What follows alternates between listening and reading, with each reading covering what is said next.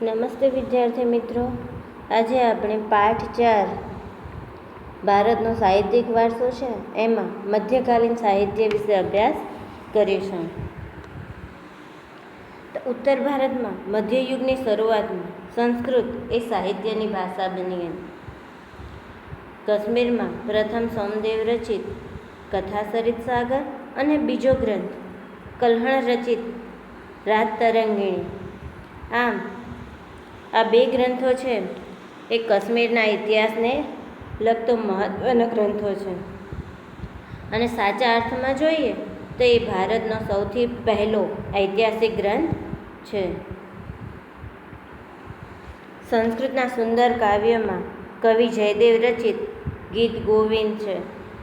દક્ષિણ ભારતમાં પણ સંસ્કૃત સાહિત્યમાં શંકરાચાર્ય છે એનું ભાષ્ય એ મુખ્ય છે.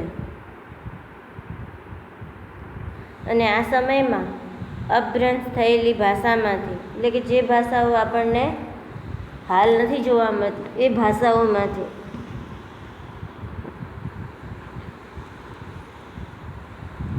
હાલની જે ભાષાઓ છે એનો ઉદ્ભવ થયો અને એનો વિકાસ થવા લાગ્યો. એમાં પૃથ્વીરાજ ચૌહાણના વીરતાપૂર્વકના કાર્યોનું વર્ણન કરતા ચંદબરદાઈ રચિત હિન્દી સાહિત્યનો શરૂઆતનો ગ્રંથ એ પૃથ્વીરાજ રાસો છે. મિત્રો ખાસ યાદ રાખજો, પૃથ્વીરાજ રાસો છે એ ગ્રંથ ચંદબદરાઈએ લખેલો છે અને હિન્દી સાહિત્યનો શરૂઆતનો ગ્રંથ છે અને એમાં પૃથ્વીરાજ ચૌહાણના વીરતાપૂર્વકના કાર્યોનું વર્ણન કરવામાં આવેલું છે. તેનાથી હિન્દી સાહિત્ય જગતમાં વીરગાથા યુગનો પ્રારંભ થયો.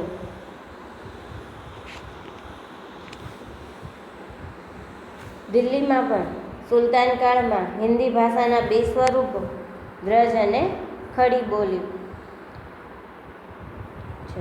તેનો સાહિત્યિક રચનાઓમાં ઉપયોગ થતા અનેક ભક્તિ ગીતો રચાયા.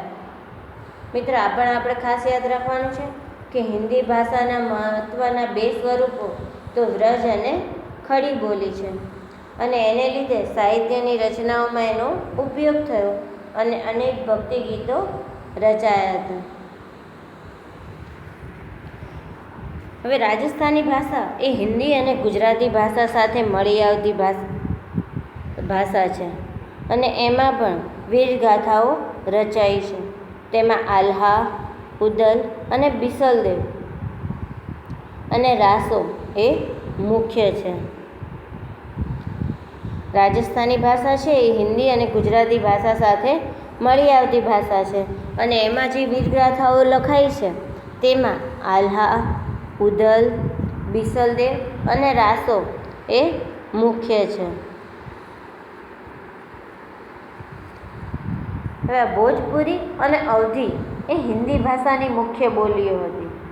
મિત્રો ખાસ યાદ રાખજો, હિન્દી ભાષાની મુખ્ય બે બોલીઓ છે એમાં ભોજપુરી અને અવધીનો સમાવેશ થાય છે અને એમાં કબીરની રચનાઓ એ સધુકડી એ લોકબોલીમાં છે. લોકબોલી એટલે કે જ્યાંના લોકો જે ભાષા બોલતા હોય એમાં છે અને તેના દોહરાઓ એ લોક સાહિત્યનું અંગ બન્યા છે. અવધી ભાષા છે એનો સૌથી જૂનો ગ્રંથ એ ચંદ્રાયન છે. એ મુલ્લા દાઉદનો છે એમ માનવામાં આવે છે.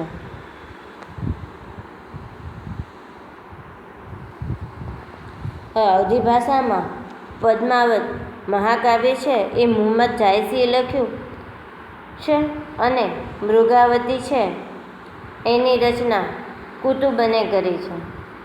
જ્યારે તુલસીદાસ છે એનો ગ્રંથ રામચરિતમાનસ એ અવધી ભાષામાં તૈયાર કરવામાં આવ્યો.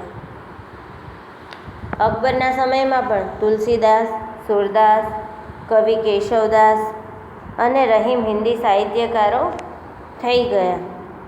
જ્યારે રહીમના દોહરા એ દેશના ઘણા ભાગોમાં આજે પણ આપણને સાંભળવા મળે છે અને એ ખૂબ જ પ્રખ્યાત છે.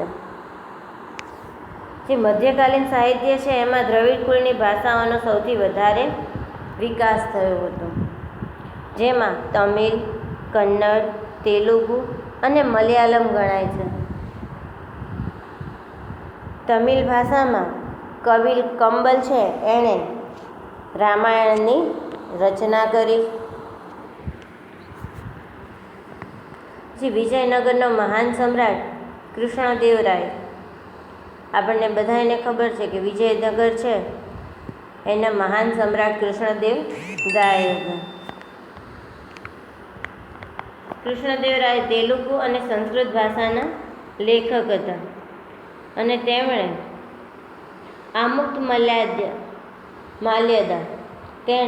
આમુક્તમાલ્યદા ગ્રંથની રચના કરી.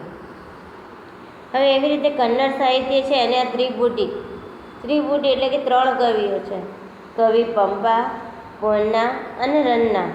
મિત્રો ખાસ યાદ રાખજો, આ ત્રિપુટી છે કન્નડ સાહિત્યની, એમાં કવિ પંપા, પોન્ના અને રન્નાનો સમાવેશ થાય છે અને એમણે પણ સાહિત્યનું સર્જન કર્યું. કવિ પંપાએ આદિપુરાણ, કવિ પોન્નાએ શાંતિપુરાણ અને કવિ રન્નાએ અજીતનાથ પુરાણ કૃતિઓ તૈયાર કરી છે. પ્રથમ મુઘલ સમ્રાટ બાબર હતા, એમણે તુર્કી ભાષામાં તુઝુક-એ બાબરી નામનો ગ્રંથ લખ્યો અને એમાં પોતાની આત્મકથા લખી છે. જ્યારે હુમાયુની બહેન ગુલબદન એણે હુમાયુનામા ગ્રંથ લખ્યો. એવી જ રીતે જહાંગીરે તુઝુક-એ જહાંગીર નામનો ગ્રંથ લખ્યો અને એમાં પોતાની આત્મકથા લખી છે. હવે આ ફારસી ભાષા છે એ દિલ્હીના સુલતાનોની રાજભાષા હતી. મિત્રો આપણે ખાસ યાદ રાખવાનું છે કે ફારસી ભાષા છે એ દિલ્હીના સુલતાનોની રાજભાષા હતી. અમીર ખુસરો એક ફારસી સાહિત્યકાર હતા અને તેની કૃતિઓમાં આશિકા, નૂર, સિબિહર અને કિરાતુલ સદાયર એનો સમાવેશ થાય છે.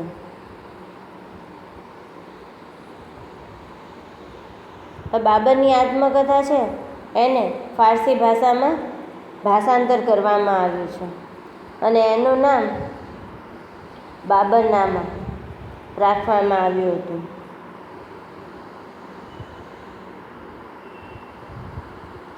તે સમયમાં અબુલ ફઝલે આઈન અકબરી અને અકબરનામા એ ફારસી ભાષામાં લખ્યું હતું. તેનો ભાઈ ફૈઝી ફારસી ભાષાનો મહાન કવિ હતો. અબુલ ફઝલ છે એનો ભાઈ ફૈઝી હતો અને ફૈઝી છે એને ફારસી ભાષાનો મહાન કવિ હતો અને ફૈઝી છે એણે સંસ્કૃત ગ્રંથનો ફારસી ભાષામાં અનુવાદ કર્યો એટલે કે ભાષાંતર કર્યું હતું.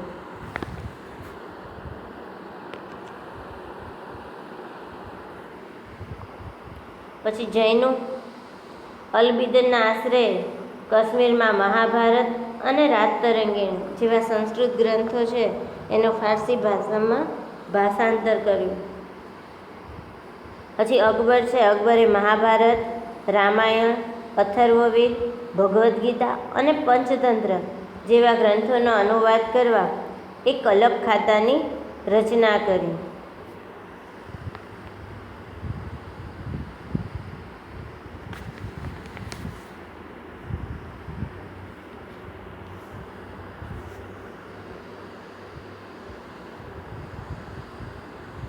પ્રાદેશિક ભાષાઓ અને તેના સાહિત્યને પ્રાદેશિક શાસકોએ વેગ આપ્યો.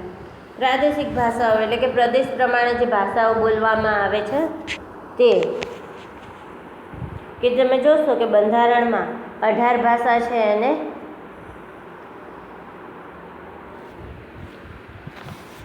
માન્યતા આપવામાં આવી છે અને એ 18 ભાષાઓ છે એમાં પણ પ્રદેશ પ્રમાણે અલગ અલગ ભાષાઓ બોલવામાં આવે છે. જેમ કે આપણે ગુજરાતી ભાષા જ લઈ લો તો એમાં પણ દરેક જગ્યાએ આપણા ગુજરાતમાં અલગ અલગ ગુજરાતી ભાષા જોવા મળે છે. જેમ કે કચ્છમાં છે કચ્છી ભાષા બોલાય છે, કાઠિયાવાડમાં કાઠિયાવાડી, સુરતમાં સુરતી, એવી રીતે ભાષાઓ અલગ અલગ રીતે બોલાય છે. અને આવી જે પ્રાદેશિક ભાષાઓ છે એના સાહિત્યને એટલે કે પ્રાદેશિક ભાષામાં જે સાહિત્ય લખવામાં આવ્યું એને જે તે પ્રદેશના શાસકોએ વેગ આપ્યો એટલે મહત્ત્વ આપ્યું. અને બંગાળી ભાષામાં રામાયણની રચના એ કૃતિવાસે કરી. બંગાળી ભાષામાં રામાયણની રચના એ કૃતિવાસે કરી. જ્યારે સંત ચૈન્યથી ભક્તિ ગીતો લખવાની પરંપરા શરૂ થઈ.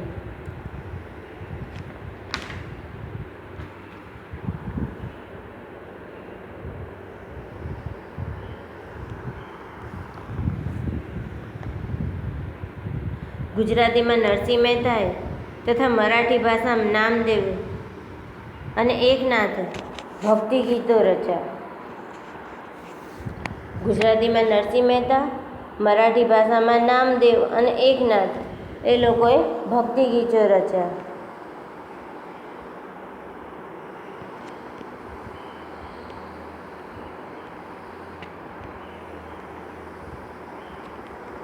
મધ્યયુગની સૌથી મોટી અને મહત્ત્વની ઘટના હતી કે ઉર્દૂ ભાષાનો જન્મ થયો હતો. મધ્યયુગમાં ઉર્દૂ ભાષાનો જન્મ થયો હતો.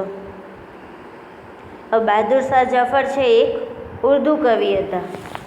આ ઉપરાંત વલી, મેરદર્દ, મિતરકી, મીર, નઝીર અકબરાબાદી, અસદુલ્લા ખાન અને ગાલિબ જેવા કવિઓ મધ્યયુગમાં થઈ ગયા હતા અને ઉર્દૂ ભાષાના કવિઓ હતા.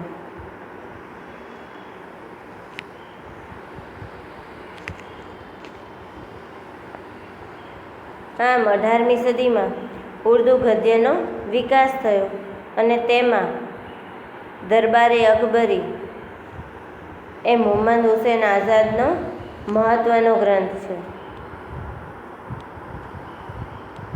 અને સંસ્કૃતના મોટાભાગના ઐતિહાસિક ગ્રંથો હતા એનું ઉર્દૂ ભાષામાં ભાષાંતર થવા લાગ્યું. તો મિત્રો, આજનો અભ્યાસ આપણે પૂર્ણ કરીશું અને વધુ માહિતી આપણે આગળના વિડીયોમાં મેળવીશું.